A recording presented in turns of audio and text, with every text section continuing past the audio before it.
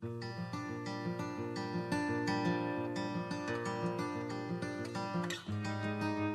is March the 27th. What happens if we don't obey? Let's find out together as we read Deuteronomy 26 to 28.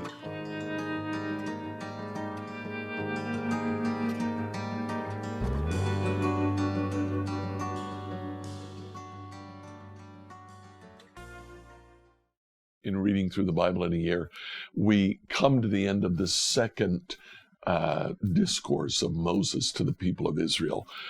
Please read Deuteronomy chapters 26 through 28. Now in chapter 26, you'll find the end of some of the commandments that Moses has been either repeating or some new commandments that come up.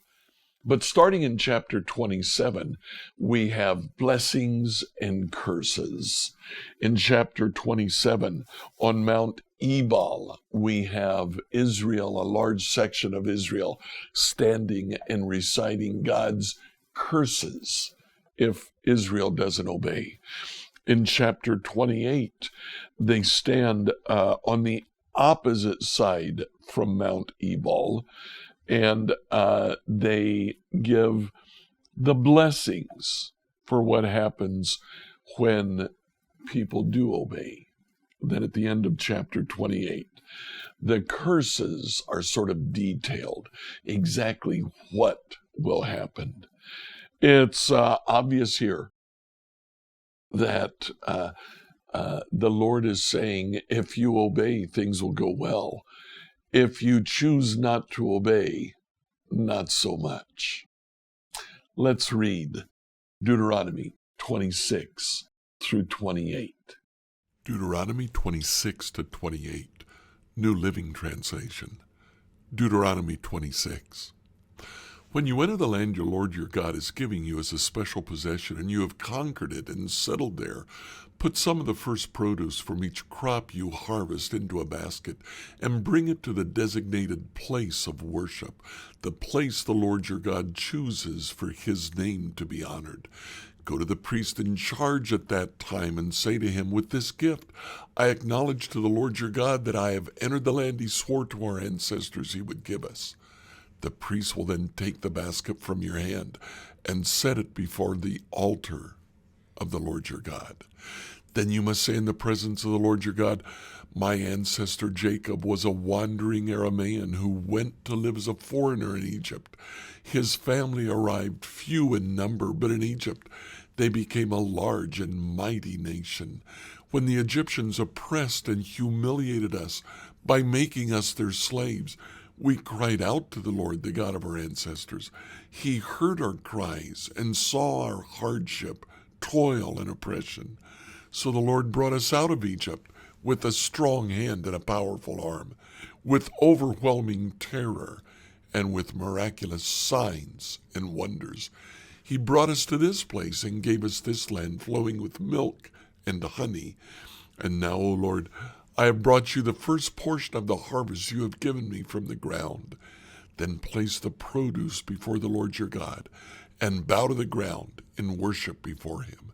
Afterward, you may go and celebrate because of all the good things the Lord your God has given to you and to your household. Remember to include the Levites and the foreigners living among you in the celebration. Every third year, you must offer a special tithe of your crops. In this year of the special tithe, you must give your tithes to the Levites, foreigners, orphans, and widows, so they'll have enough to eat in your towns. Then you must declare in the presence of the Lord your God, I've taken the sacred gift from my house, and I've given it to the Levites, foreigners, orphans, and widows, just as you have commanded me. I've not violated or forgotten any of your commands. I've not eaten any of it while in mourning. I've not handled it while I was ceremonially unclean. I've not offered any of it to the dead. I've obeyed the Lord my God, and have done everything you commanded me. Now look down from your holy dwelling place in heaven, and bless your people Israel, and the land you swore to our ancestors to give us, a land flowing with milk and honey. Today, The Lord your God has commanded you to obey all these decrees and regulations. So be careful to obey them wholeheartedly. You've declared today that the Lord is your God. You've promised to walk in his ways, to obey his decrees, commands, and regulations, and to do everything he tells you. The Lord has declared today that you are his people, his own special treasure, just as he promised, and that you must obey all his commands. And if you do, he'll set you high above all the other nations he's made. Then you will receive praise, honor, and renown. You'll be a nation that is holy to the Lord your God, just as he promised. Deuteronomy 27.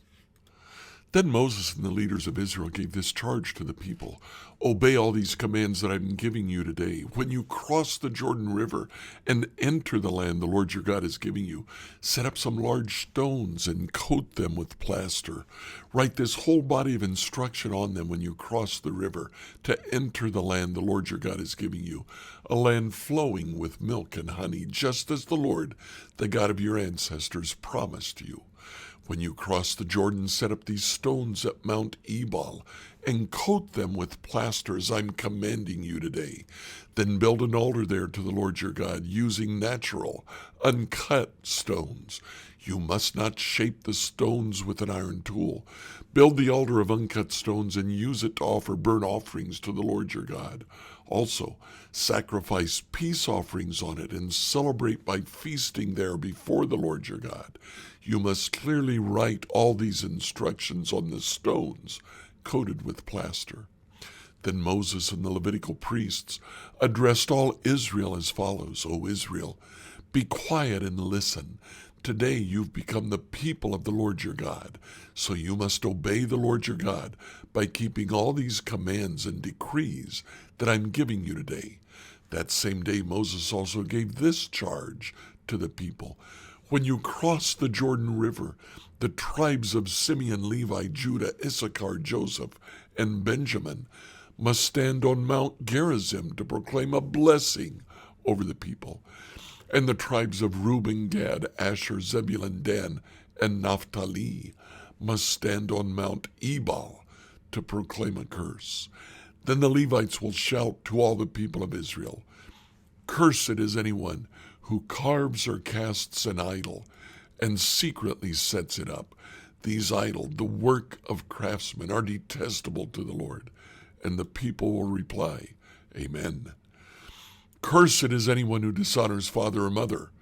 And all the people will reply, Amen.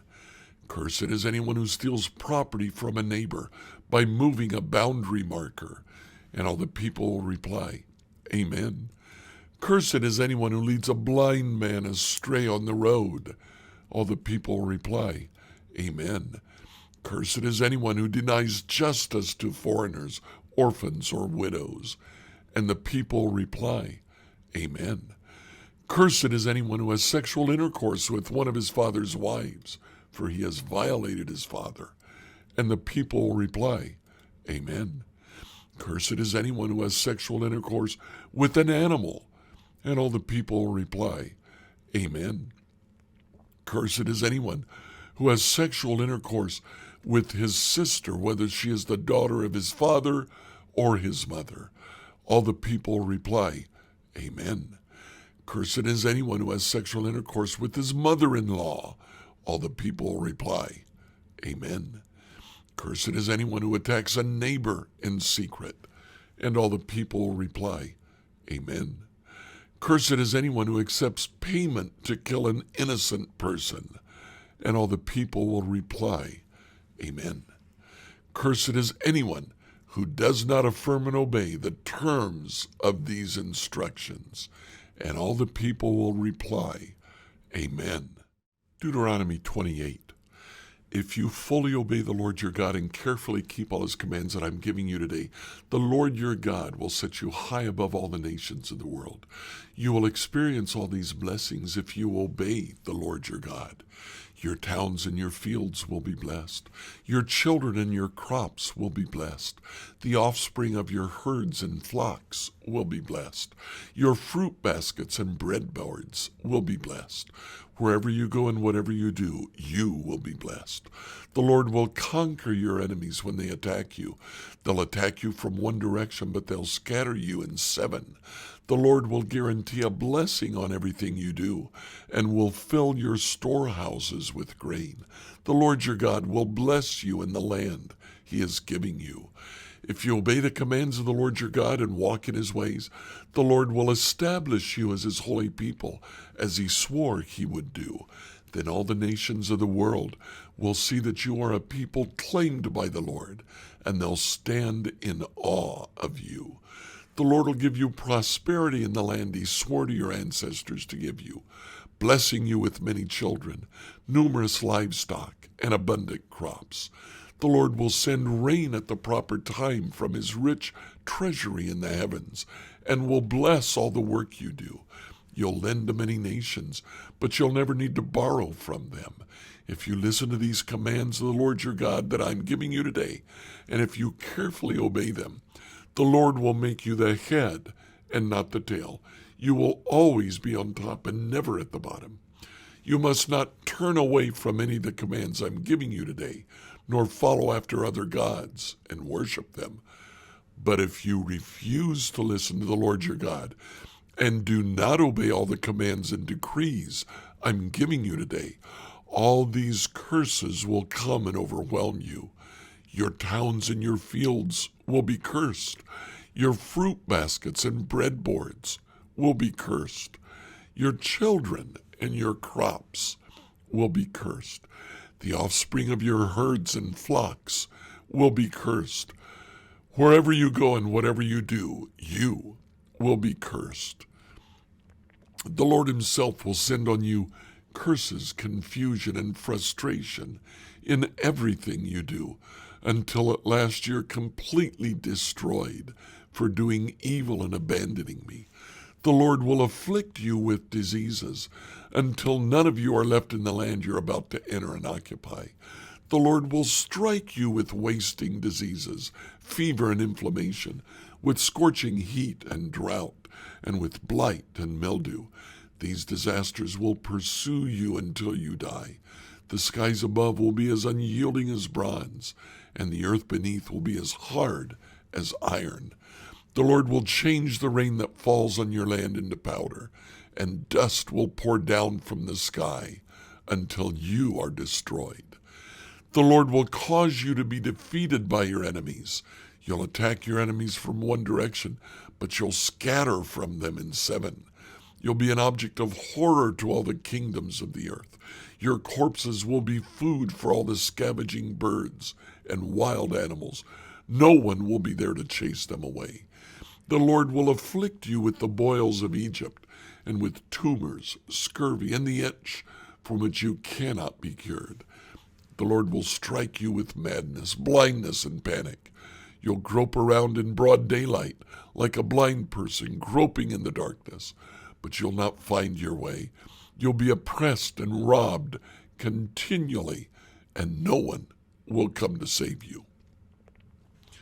You'll be engaged to a woman, but another man will sleep with her. You'll build a house, but someone else will live in it. You'll plant a vineyard, but you'll never enjoy its fruit. Your ox will be butchered before your eyes, but you'll not eat a single bite of the meat. Your donkey will be taken from you, never to be returned. Your sheep and goats will be given to your enemies. No one will be there to help you. You'll watch as your sons and daughters are taken away as slaves. Your heart will break for them, but you won't be able to help them. A foreign nation you have never heard about will eat the crops you worked so hard to grow. You'll suffer under constant oppression and harsh treatment. You'll go mad because of all the tragedy you see around you. The Lord will cover your knees and legs with incurable boils. In fact, you'll be covered from head to foot. The Lord will exile you and your king to a nation unknown to you and your ancestors. There in exile, you'll worship gods of wood and stone. You'll become an object of horror ridicule, and mockery among all the nations to which the Lord sends you. You'll plant much, but harvest little, for locusts will eat your crops. You'll plant vineyards and care for them, but you won't drink the wine or eat the grapes, for worms will destroy the vines. You'll grow olive trees throughout your land, but you'll never use the olive oil, for the fruit will drop before it ripens. You'll have sons and daughters, but you'll lose them, for they'll be led away into captivity. Swarms of insects will destroy your trees and crops. The foreigners living among you will become stronger and stronger, while you become weaker and weaker. They'll lend money to you, but you will not lend to them. They'll be the head, you'll be the tail. If you refuse to listen to the Lord your God and obey the commands and decrees he's given you, all these curses will pursue and overtake you until you are destroyed. These horrors will serve as a sign and warning among you and your descendants forever. If you do not serve the Lord your God with joy and enthusiasm for the abundant benefits you've received, you will serve your enemies whom the Lord will send against you. You'll be left hungry, thirsty, naked, and lacking in everything. The Lord will put an iron yoke on your neck, oppressing you harshly until he has destroyed you. The Lord will bring a distant nation against you from the end of the earth. It'll swoop down on you like a vulture. It's a nation whose language you do not understand, a fierce and heartless nation that shows no respect for the old, no pity for the young. Its armies will devour your livestock and crops. You will be destroyed. They'll leave you no grain, new wine, olive oil, calves, or lambs. You'll starve to death. They'll attack your cities until all the fortified walls in your land, the walls you trusted to protect you, are knocked down. They'll attack all the towns in the land the Lord your God has given you. The siege and terrible distress of the enemy's attack will be so severe that you'll eat the flesh of your own sons and daughters, whom the Lord your God has given you. The most tender-hearted man among you will have no compassion for his brother, his beloved wife, or his surviving children. He'll refuse to share with them the flesh he's devouring, the flesh of one of his own children, because he has nothing else to eat during the siege and terrible distress that your enemy will inflict on all your towns. The most tender and delicate woman among you, so delicate she wouldn't as so much as touch the ground with her foot, will be selfish toward the husband she loves and toward her own son or daughter. She'll hide from them the afterbirth and the new baby she has born, so that she herself can secretly eat them. She'll have nothing else to eat during the siege and terrible distress that your enemy will inflict on all your towns. If you refuse to obey all the words of instruction that are written in this book, if you don't fear the glorious and awesome name of the Lord your God, then the Lord will overwhelm you and your children with indescribable plagues. These plagues will be intense and without relief, making you miserable and unbearably sick. He'll affect you with all the diseases of Egypt that you feared so much. You'll have no relief. The Lord will afflict you with every sickness and plague there is, even those not mentioned in this book of instruction, until you are destroyed. Though you become as numerous as the stars of the sky, few of you will be left, because you would not listen to the Lord your God. Just as the Lord has found great pleasure in causing you to prosper and multiply, the Lord will find pleasure in destroying you. You'll be torn from the land you're about to enter and occupy, for the Lord will scatter you among all the nations, from one end of the earth to the other. There you will worship foreign gods that neither you nor your ancestors have known, gods made of wood and stone. There, among those nations, you'll find no peace or place to rest. The Lord will cause your heart to tremble, your eyesight to fail, and your soul to despair. Your life will constantly hang in the balance. You will live night and day in fear, unsure if you will survive. In the morning you'll say, if only it were night. In the evening you'll say, if only it were morning. For you'll be terrified by the awful horrors you see around you. Then the Lord will send you back to Egypt in ships, to a destination I promised I would never see again. There you'll offer to sell yourselves to the enemy as your slaves, but no one will buy you. Like, follow, and subscribe to this devotional on whatever platform you use to listen to it. Email your questions to us at questions@becomehope.com. Tomorrow, we'll look at the great choice.